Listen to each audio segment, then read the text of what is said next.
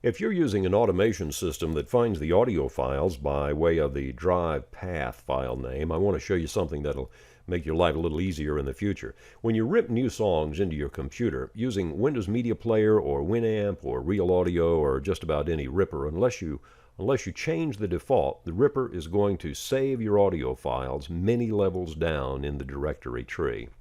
Here's an example, and this is typical.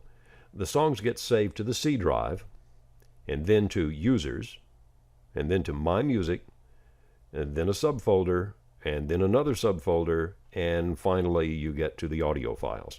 Now, in order to play the song, Sam Broadcaster or Station Playlist or Zara Radio or any of the internet radio playout systems, that long drive path file name is going to have to be in the playlist file that Music One creates for it.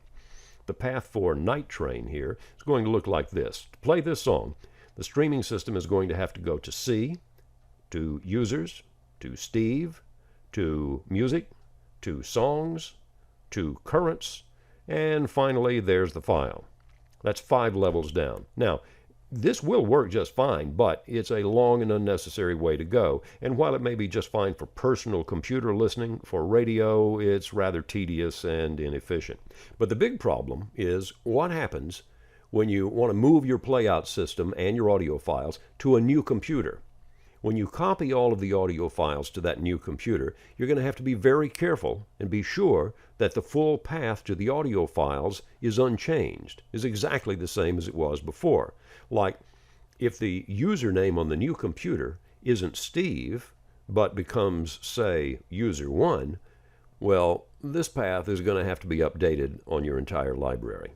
Now, here's my recommended way. Create a master folder directly under one of your primary drives.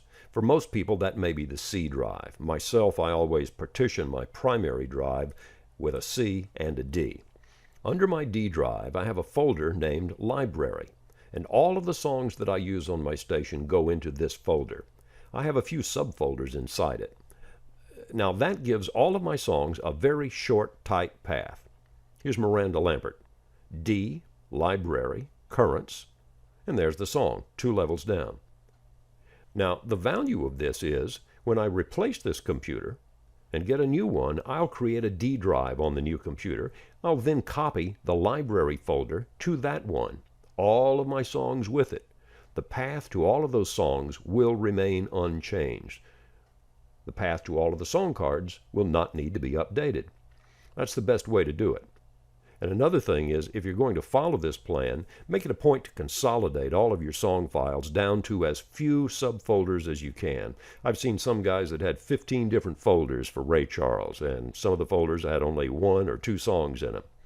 Here on my system, a lot of my songs aren't even in subfolders. The path to these is just D:\library,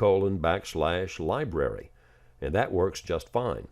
Remember, when you're using Music One, the folders that the songs are in is not connected in any way to the song scheduling or song rotation. You won't need to move song files from one folder to another ever again, and indeed, that's something you shouldn't do. Just drop your audio files into your preferred folder and leave them there.